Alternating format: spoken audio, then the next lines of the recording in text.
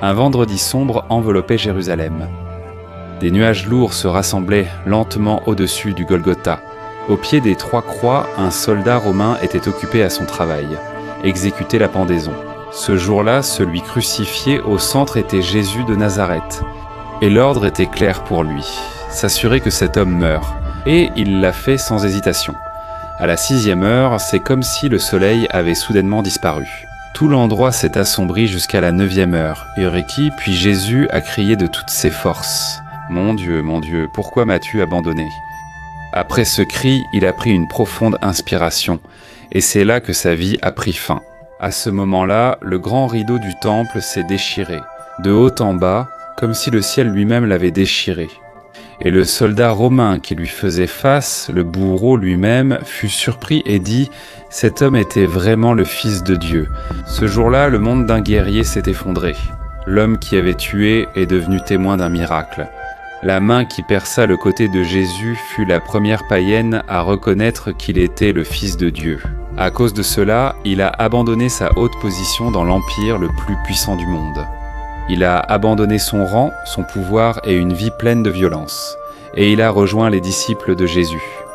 Il a voyagé dans des terres lointaines, prêchant l'évangile dont il a lui-même été témoin. Mais sa fin, il est devenu une partie de l'histoire de l'Église. Et jusqu'à aujourd'hui, il est connu sous le nom de Longin. La question maintenant est, qui était Longin avant ce jour-là ? Avant la mort de Jésus, Longin était un centurion romain. Centurion romain, c'est le nom donné à un officier de l'armée romaine qui commande plus d'une centaine de soldats. Ils formaient telle élite de l'armée, réputée pour leur courage, leur discipline et leur aptitude à diriger en pleine guerre. À l'époque, la vie de Longinus était centrée sur la force et la violence. Il exécutait les ordres de Rome sans discuter. Pour devenir centurion, les muscles ne suffisent pas. Il faut un esprit vif, de la stratégie et savoir être impitoyable si besoin. Et ainsi était Longinus. Il a vieilli habitué aux cris des soldats, au sang des ennemis et à la froideur d'un devoir sans émotion. Jusqu'au jour où ce jour-là est arrivé, changeant tout. La ville dormait encore quand la rumeur s'est répandue. Un professeur célèbre était arrêté.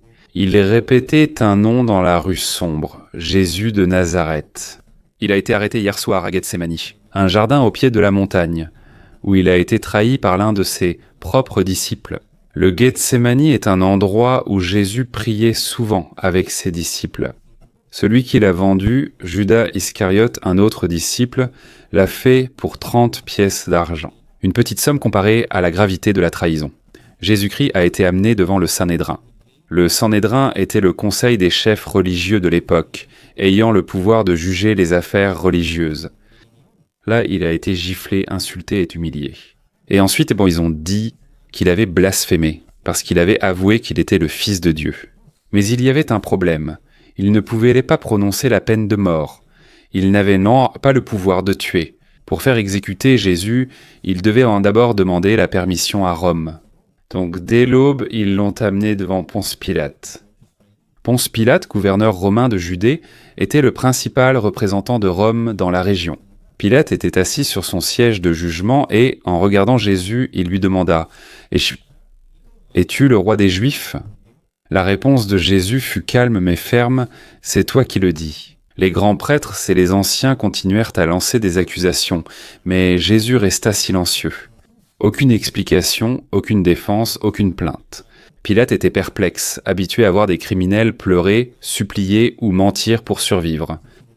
Mais cet homme-là, silencieux, calme, semblait ne pas avoir peur de la mort. Alors que Pilate regardait, soudain un messager courut vers lui. Il transmettait un message de la femme de Pilate. « Ne fais rien à cet homme, il est innocent. Je souffre à cause d'un rêve que j'ai eu sur lui. » Pilate était troublé, sentant qu'il se passait quelque chose de plus grand que lui et qu'il ne pouvait l'arrêter. À chaque Pâques, une tradition permet de libérer un prisonnier. Pilate a vu cela comme une occasion de sauver Jésus. Alors il a demandé au peuple « Qui voulez-vous que je libère, Jésus ?» ou Barabbas, un criminel notoire et un meurtrier. Mais les chefs religieux ont incité la foule et tous ensemble, ils ont crié avec colère de libérer Barabbas. Pilate leva la main et demanda de nouveau « Dans ce cas, que dois-je faire de Jésus ?» Et tous ensemble, ils crièrent d'une seule voix « Crucifie-le » Pilate, troublé, demanda « Pourquoi ? Quel crime a-t-il commis ?» La foule criait plus fort « Crucifie-le ! Crucifie-le » Là, Pilate vit qu'il ne pouvait plus rien faire. La colère du peuple montait et il serait vu comme un rebelle par Rome s'il résistait plus longtemps. Il prit un bassin, se lava les mains avec de l'eau et dit « Je ne suis pas responsable du sang de cet homme. C'est vous qui en êtes responsable. » Il relâcha Barabbas et livra Jésus pour qu'il soit crucifié. Les soldats emmenèrent Jésus à l'intérieur du prétoire. Le prétoire est Sranto, le quartier général des soldats romains, où l'on procède aux punitions et aux interrogatoires. Longinus, le centurion, se tenait à la porte comme d'habitude. Il était habitué à voir la souffrance, aux cris, au sang et aux supplications. Il avait vu mourir de nombreuses personnes, mais ce jour-là, quelque chose était différent. Ce prisonnier, Jésus, il ne se défendait pas, ne criait pas, ne jurait pas, ne suppliait pas. Et chaque coup semblait être accepté de tout cœur. On aurait dit qu'il savait que cela devait arriver. Et cela amusait encore plus les soldats, mais pas de la bonne manière. Ils ont enlevé les vêtements de Jésus. Ils l'ont couvert de honte. Et la partie la plus cruelle a commencé. Alors qu'ils attachaient fermement Jésus à une colonne, ils ont immédiatement commencé à le fouetter violemment. Le fouet claquait encore et encore sur son dos. Sa peau éclatait à chaque coup. Pourtant, malgré cela, pas un seul cri ne sortit de sa bouche. Longinus, le centurion romain, l'officier commandant plus d'une centaine de soldats, se tenait à côté. Les bras croisés, habitué au sang et à la mort, il sentait aujourd'hui quelque chose d'étrange en lui. Ce n'était pas à cause de la violence. Il y était habitué, mais à cause de la dignité de l'homme qu'il tourmentait. Pendant que les autres soldats plaisantaient, ils ont recouvert Jésus d'un manteau violet. Ils ont brisé des branches pour faire une couronne d'épines qu'ils ont violemment enfoncée sur sa tête. Le sang a coulé sur son visage, mais son regard est resté paisible et clair. Il semblait savoir quelque chose qu'ils ignoraient. Ils lui ont mis un bâton en main, prétendant que c'était un sceptre royal. Ils se sont même agenouillés devant lui en riant, criant avec moquerie « Vive le roi des Juifs !» Mais Longinus, qui autrefois participait toujours à la cruauté, restait maintenant silencieux à observer. Il ressentait un poids inexplicable qui pesait sur sa poitrine. Ils frappèrent Jésus sur la tête avec un bâton, le giflaient, lui crachaient d'au-dessus et le poussaient un temps. Lorsqu'ils se sont lassés, ils ont retiré le manteau, remis les vêtements de Jésus et l'ont préparé pour la croix. Mais Longinus ne pouvait plus détourner les yeux. En lui, quelque chose d'endormi s'éveillait. Il ne comprenait pas pourquoi cet homme ne se défendait pas. Il ne comprenait pas pourquoi, au milieu de la honte et de la douleur, il ne voyait aucune colère sur son visage. Il ne voyait qu'une compassion profonde et incommensurable. Et au milieu du bruit et des rires, une question commençait lentement à le ronger. Qui était vraiment cette personne ? Il ne connaissait pas encore la réponse, mais il était sur le point de la découvrir. Car ce jour-là, Longinus allait être témoin de la plus grande manifestation d'amour que le monde ait jamais vue. Un moment qui allait changer le cours de toute sa vie. Lorsque les soldats ont conduit Jésus hors du prétoire, le tribunal officiel des Romains, ils ont posé sur ses épaules une croix rugueuse et lourde, tachée de sang et marquée par l'histoire des criminels qui l'avaient portée avant lui. C'est là que commença la lente et douloureuse marche vers le Golgotha, la colline appelée le mont du crâne, un endroit où Rome emmenait ceux qu'elle voulait effacer du monde. Longinus, en tant qu'officier, était en tête. C'est lui qui ouvrait la voie dans la foule. Des cris, des insultes et du dégoût accueillirent Jésus. Certains crachaient en taste et d'autres lançaient en ça des paroles comme des lances, mais il y en avait aussi qui pleuraient en silence en le regardant. Au milieu de la foule, une mère essayait de suivre, Marie. Elle ne trouvait plus son fils dans la foule, alors elle s'est approchée de Jean, le disciple. « Jean, aide-moi, conduis-moi à mon fils. » Ensemble, ils se sont placés et ont essayé d'ouvrir un passage à travers la foule. Soudain, un soldat a poussé Jésus violemment. Son corps, presque sans force, s'est effondré sur les pierres dures. C'est la première fois qu'il est tombé, un gémissement étouffé a parcouru la foule.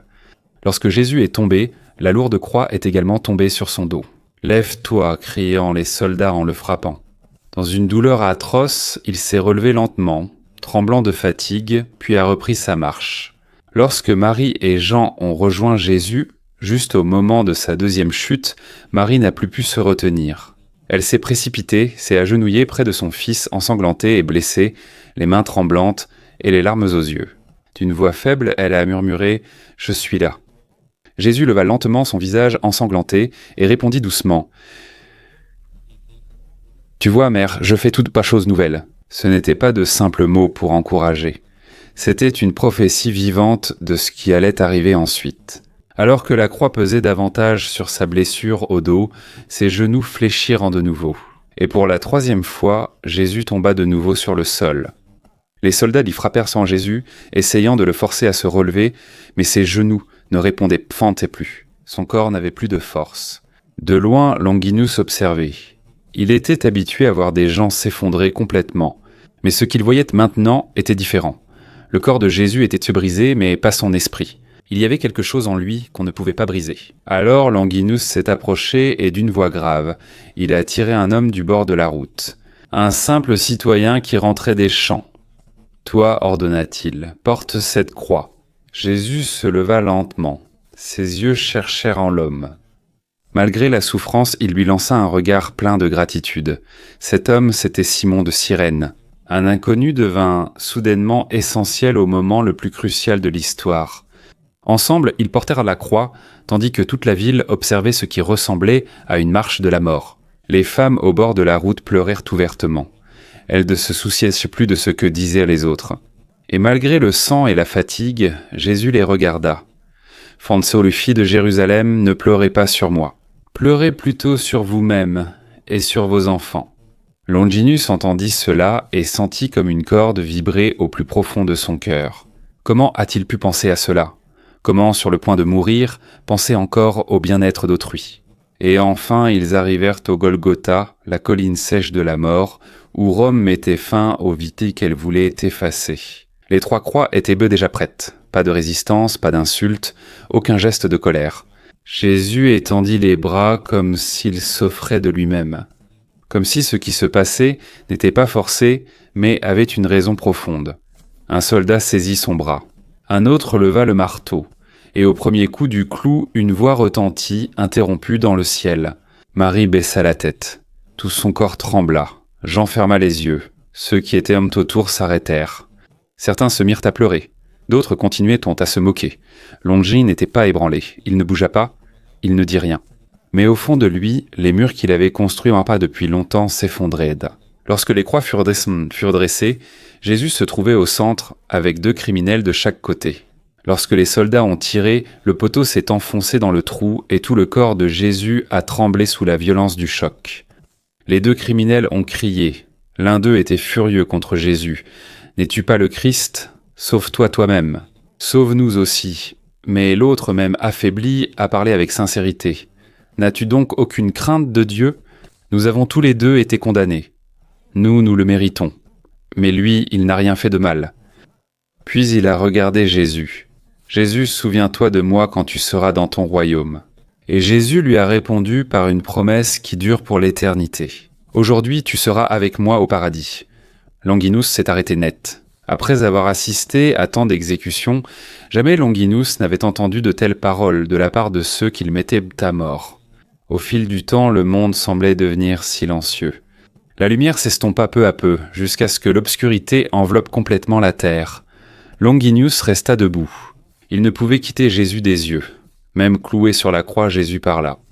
Ce n'était pas pour se plaindre, mais pour pardonner. « Père, pardonne-leur, ils ne savent pas ce qu'ils font. » Un frisson parcourut la poitrine de Longinus. Pardon, pour qui ? Pour ceux qui l'ont blessé ? Ceux qui l'ont crucifié ? Pour lui aussi ?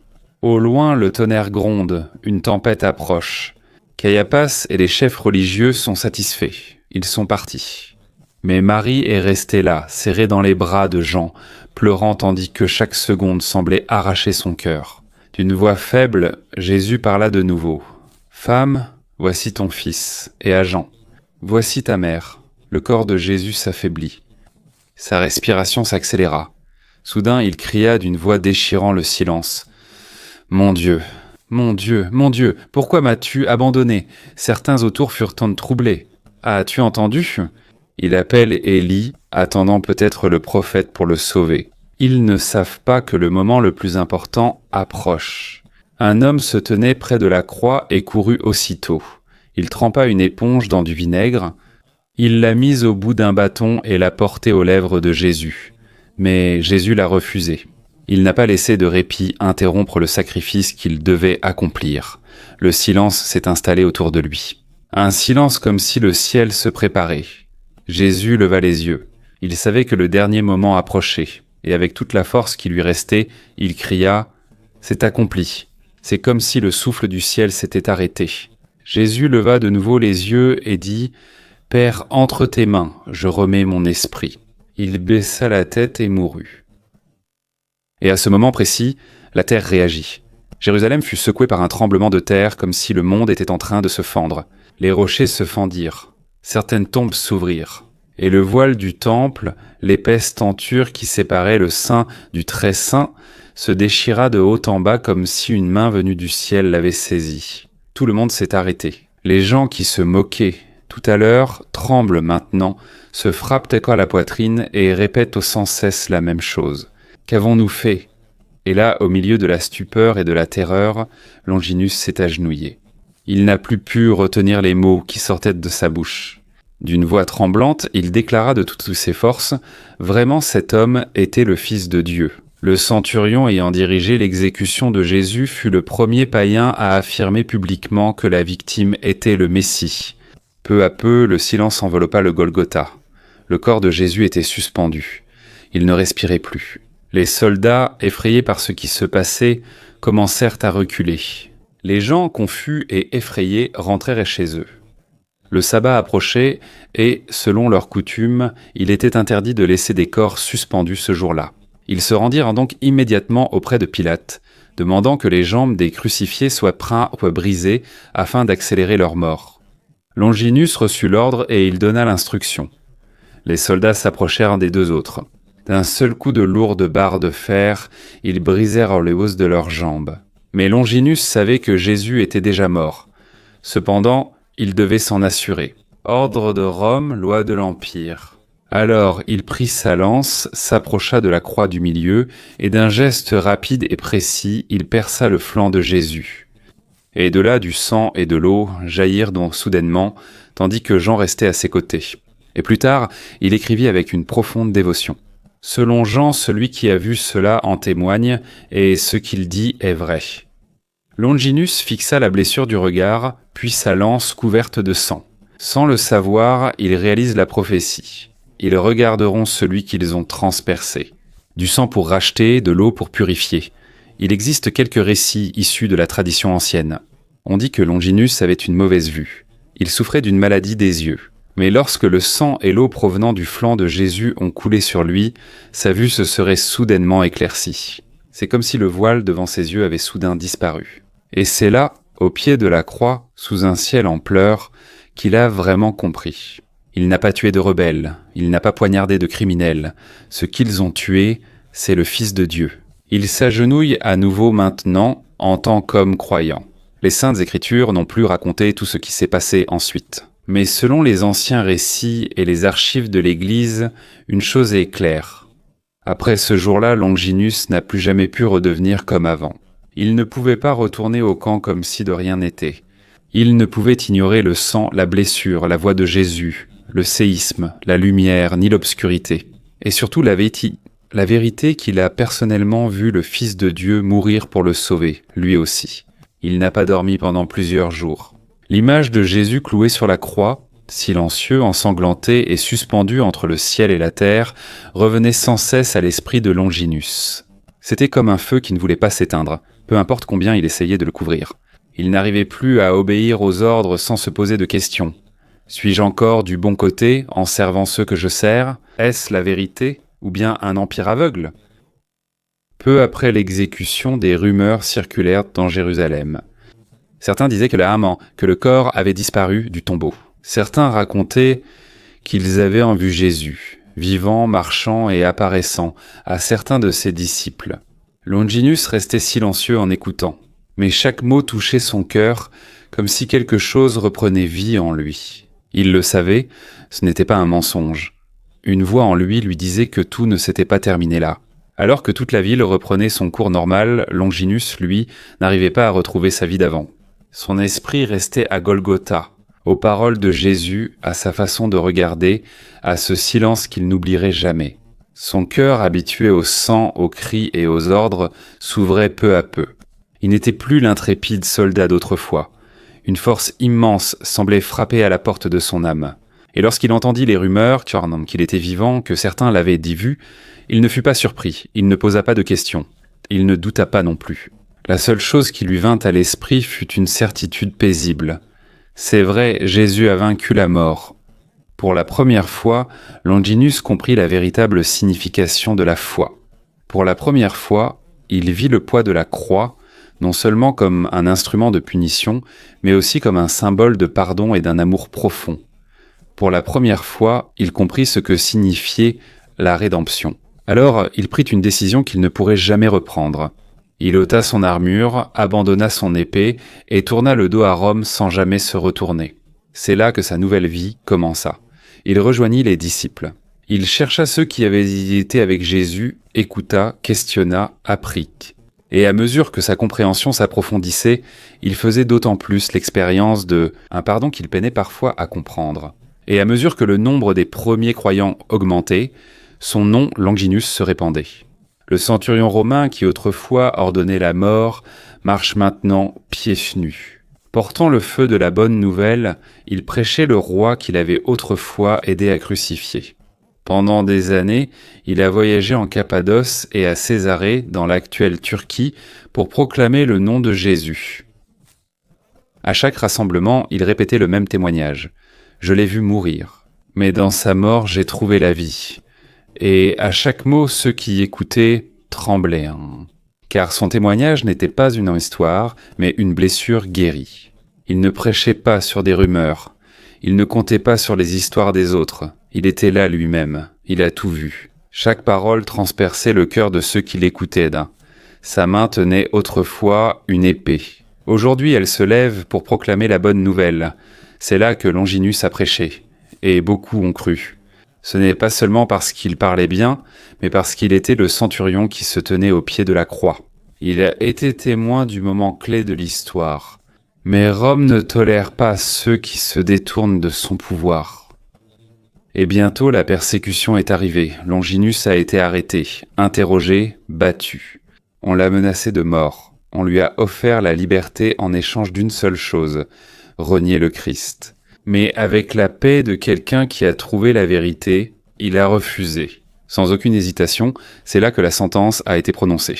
Le même empire qui lui a appris à devenir soldat. Maintenant, il va le tuer comme traître. Ils l'ont emmené hors de la ville. Au sommet d'une colline solitaire, c'est là qu'il a été décapité.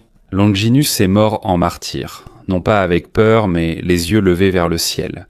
Il a reproduit la dernière scène de Jésus sur la croix. Entre tes mains, je remets mon esprit. Son corps a été enterré dans la région de Cappadoce, et peu de temps après, les chrétiens locaux ont commencé à l'honorer comme un saint. Certains disaient enfin que des guérisons se produisaient sur sa tombe. Son nom s'est répandu. Non pas comme un bourreau, mais comme un témoin, un croyant et un martyr. Et au fil des siècles, l'Église l'a reconnu comme Saint Longin. Celui qui a vu, celui qui a cru, celui qui a offert sa vie pour lui, qui a été le premier à offrir sa vie pour lui. Mais il n'était pas seul. Il y a encore quelqu'un que tu dois connaître. Pierre, Jean, Jacques, André, Philippe, Thomas, Barthélemy, Matthieu, Simon, Thaddée, Jacques. Des rues étroites de Jérusalem jusqu'aux coins les plus reculés du monde, ces 12 hommes ont porté un message capable de défier les rois. Renverser des temples et diviser l'histoire en deux. Ils n'avaient ni armée, ni armes, ni connexion politique. Tout ce qu'ils avaient, c'était la foi en ce qu'ils avaient vu et le témoignage de leur propre vie. Et si tu veux savoir comment ils ont vaincu l'empire le plus puissant du monde, non pas par la violence mais par la foi, regarde la vidéo qui va apparaître à l'écran, les apôtres. C'est ici que tu verras le véritable commencement, comment 12 hommes ordinaires ont porté un message qui nous est parvenu et qui a changé le monde entier.